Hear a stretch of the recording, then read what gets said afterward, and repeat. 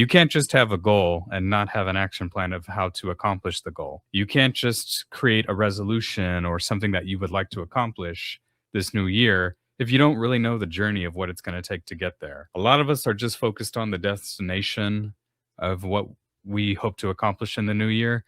But the question you need to ask yourself is, what is the action plan? What's the steps you are willing to take to, to grow or to improve or whatever you're desiring to do this coming new year?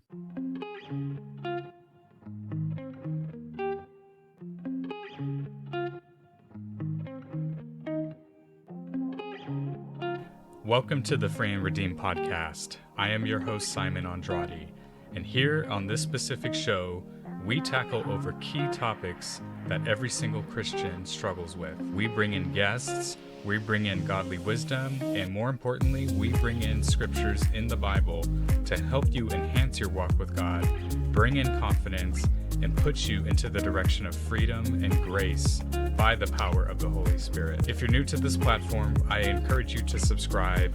With all that being said, guys, let's get started with today's episode.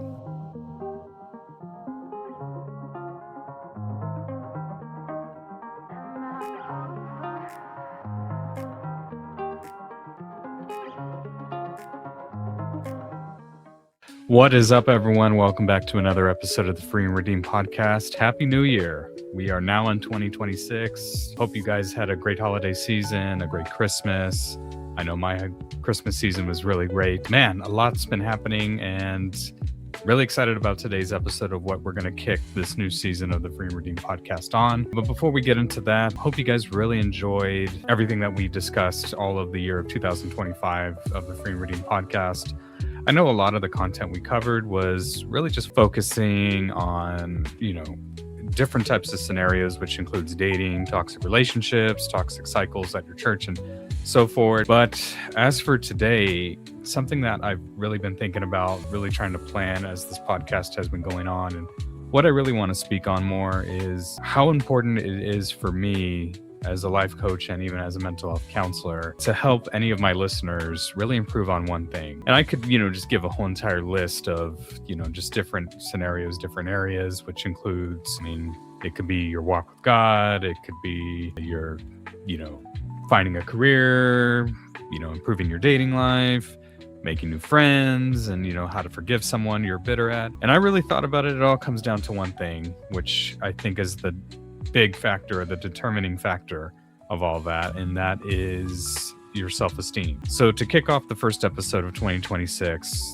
to really just kind of give this a new year type of episode, I want to talk about 5 things that you could do this new year to help improve your self-esteem. And before I really get into the episode, if you guys are new to this channel, don't forget to hit like, hit subscribe, share this video with all your friends. We're posting content every other week, and yeah, really appreciate the support. And also another thing I really want to point out too, if you guys do want to support the channel in some way, I am considering starting a Patreon channel. Again, I know that went south for quite some time. Really felt like I didn't have the following, at least back then. So I'm actually announcing that I'm going to start a new Patreon channel, posting exclusive content for members who do want to get more involved and get more information of this specific channel. With all that being said, let's start this off. What is the top thing that we could do to improve on our what's the top thing that we could do to help improve in our self-esteem? What is that first step that we could really do? Well, the first one I could really talk about, or what I could really discuss, is, I think point number 1 is creating an action. Let me just say this, New Year's, the most common thing that a lot of people look at when it comes to the new year is, we hear it all the time, is New Year's resolutions. We hear that question all the time. What's your New Year's resolution? And there's such a high percentage of people that have New Year's resolutions. I'm sure you've been looking at a recent survey study that I was able to look at. Some of these numbers were not surprising, but the top New Year's resolutions are either, number 1, of course, was go to the gym, get a gym membership, lose weight, get on a diet plan. Some of them were start a reading group, be more social, all this stuff. Some it's like, hey, learn how to read the Bible more, just different types of scenarios that I was able to read through. But, the unique thing about resolutions is they're just stuff that we identify as as people, it's something that we need to do. But I think there's a reason. And for this example, of course, I'm using the gym example. We typically see a lot of gym memberships. I will say gyms get probably the most busiest during the month of January. And why is that? Because everyone has that specific resolution. But why do we see a lot of packed gyms in the beginning of the year to by the middle of the year? Let's say on the summer when everybody is hoping to be in shape, we kind of just see those numbers dwindle a bit, or people that you once saw going to the gym trying to post pictures of their progress, you kind of just see that they don't really go to the gym now. That's just an example, but the reason why is because there was not a real action plan. You can't just have a goal and not have an action plan of how to accomplish the goal. You can't just create a resolution or something that you would like to accomplish this new year if you don't really know the journey of what it's going to take to get there. A lot of us are just focused on the destination of what we hope to accomplish in the new year. But the question you need to ask yourself is, what is the action plan? What's the steps, to grow or to improve or whatever you're desiring to do this coming new year? What are some good workouts that could help you burn calories, burn a lot of body fat? If you're looking to get in shape, get in shape by summer, what are some good workouts that you could do to build muscle mass, it's not even about just working out. Some people don't even diet. If you are trying to get in shape, it's just like, and of course, I'm just using this as an example. I'm not a fitness coach, but these are things that we have to look at. It's just like, okay, what's the diet plan? Another good example too, is just like, hey, I want to start a business. I mean, that within itself is pretty tough, but the action plan, what's the first step? Okay.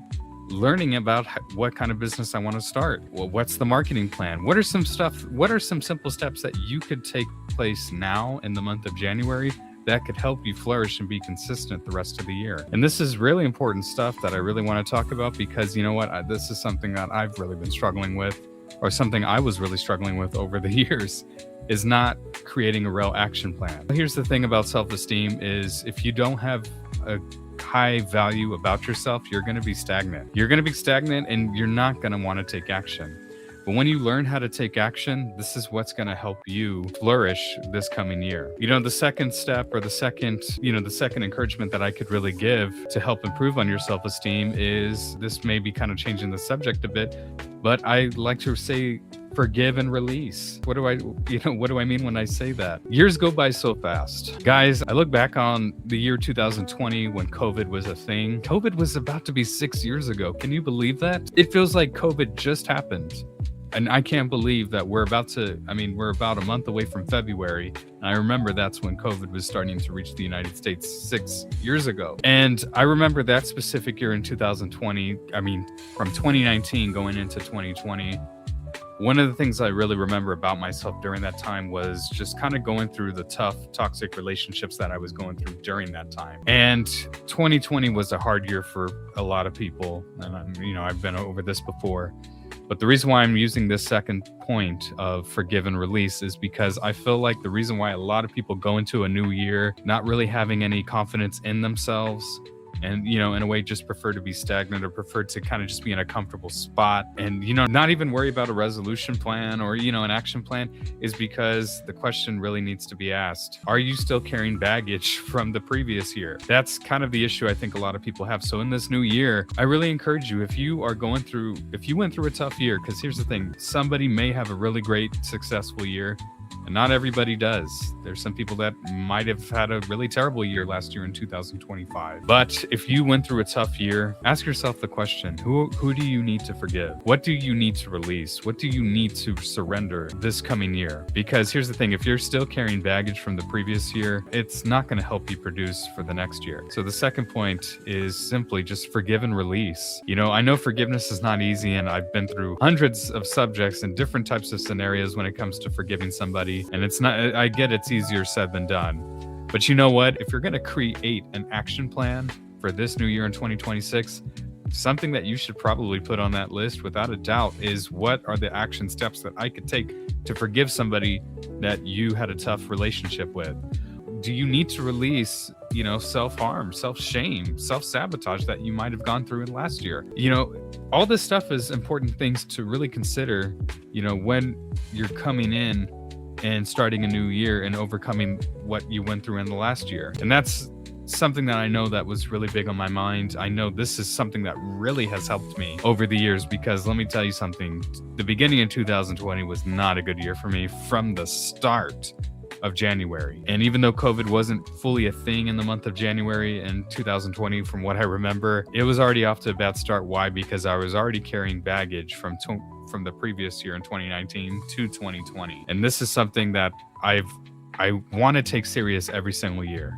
Who do I need to forgive? What do I need to release? I know a very recent thing I want to talk about too, before I get into the next point, is the beginning of last year did not start off great. Some people who may be hearing this episode may know exactly what I'm talking about. But me and my family, we were connected with a church that I attended for years. I was raised in that church. I was born in that church. I actually thought I was going to die in that church. And some real tough, unfortunate event occurred in that, in this specific church that I was attending for so many years.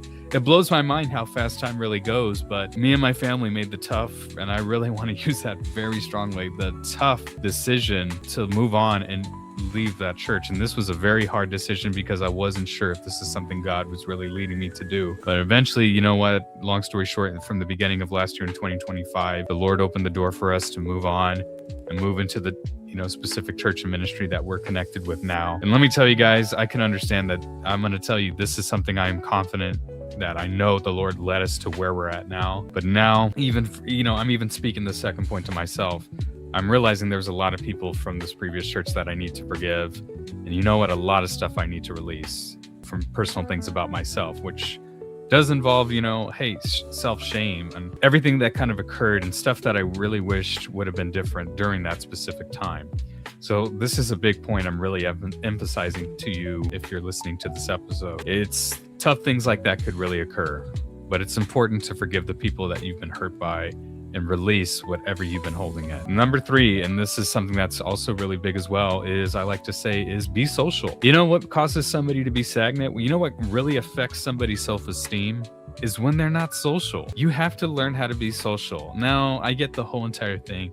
Oh, but I'm just an introverted person. You know what? If you're introverted, you are in this world. You are blessed to even have some of the relationships that you have today. And there are still ways that you can connect with people. I get some of us may have social anxiety, but you know what? That social anxiety could easily be improved on. It could easily be healed. And something that really helped me in the previous year of 2025, going through the situation I went through at my church, was continuing to be social, continuing to find new friendships, new relationships, and just surround myself with people that are looking to create healthy relationships in their life. And when you're social, let me just say it like this. If you're struggling in dating, if you're struggling to put yourself out there, you know what? The simple step that you need to do to help improve your confidence is not go and swipe on dating apps all day, not do all this crazy, bold, cold approaching to girls from a guy's perspective. You know what? I'm speaking this to men. This could also work with women as well. If you want to improve in your dating life, man, the simple step is just be social with everybody, guys and girls. You're not out there to hopefully one day find your wife or find a girlfriend. You're out there because you know what? You're just putting yourself out there, learning the values about yourself, learning how to start conversations with anyone. And you know what? The more you do that, the more confident you're going to become. And you never know what life is going to bring you then, what God is going to bring you then when you learn how to build social skills. That alone, I think, is something that is the cure for improving your self-esteem right there, is learning how to just have a strong, healthy, and consistent social life. And, so many people today refuse to put themselves out there because they're afraid of being rejected. Rejection is always a risk, but you know what? Rejection is not a definition of your value. Rejection simply is just redirection of what's for you and what's not. And that's something that a lot of us need to understand. But if you learn how to develop a strong social life, this is what's going to help you improve in your self-esteem, especially if you also know how to forgive the people who might have hurt you. Social anxiety, I know I can say this out of experience. What creates social anxiety? It's the failures from, past rejections, past toxic relationships. But if you could go out there and realize that your trauma does not define you, this is what's going to help you improve. The fourth point, and then this is something that I really want to emphasize to people as well. But I like to say, or I like to call this point, try something new. Have you ever thought of trying something new in your life? If it's learning how to forgive and learning how to be social and creating an action plan for that, the simple step is after that, it's just like, what are the new things you've always wanted to try or you never thought of trying? And what does that look like? Is it creating new hobbies? A new hobby I really learned how to love, even though it's tough. And, I never really took it serious back then, but now I do. And shout out to any of my friends. I like to refer to them as my family. But last year, what helped me create a strong social circle after that tough fallout at my previous church was I started going to run clubs. I had no idea of what they were about. I used to always make that excuse why I don't like running. And you know what? I just said, I'm just going to go ahead, take this shot, take this chance, see what it's about, see if I like it. And it was a new thing I was doing in my life. And I ended up finding this Christian run club. There's several run clubs here in the San Antonio area.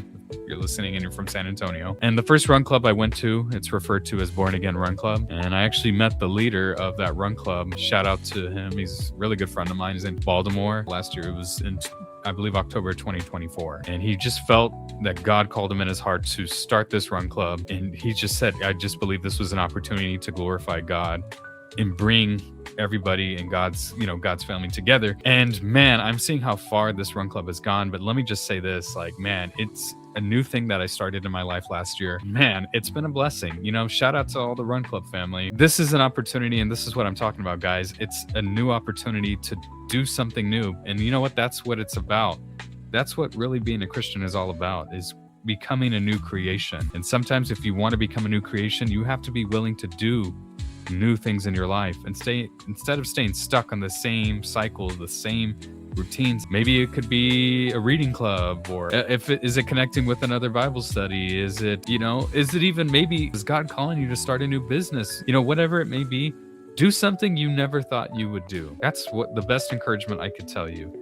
It may be tough because you don't know what's up ahead, but you know what? If you trust God, that's exactly what's going to help you improve. And the last and final point I want to give to end off this episode is, and I want to say this before I get to this fifth point, is if you're a Christian, obviously this is for you, but even if you don't identify as a Christian, this is still for you. Number 5 is get closer to God. What do I mean when I say this? Well, you know what? So many people have the resolution that I hear, especially from different people I have heard who have attended the church I attend, or any Christian friend that I may have is, what's the resolution that you want to do or you want to improve on? And the main answer I get all the time is, I just want to, I want to get closer to God. Does our life really show that when we actually say that? I just want to get closer to God. This is a year in 2026 where you can get closer to God more than ever before. And what do I mean when I say that? What does that action plan look like? Well, you know what? If you're a Christian who believes in prayer, don't just say your prayers at night before you go to bed. Wake up in the morning and pray to the Lord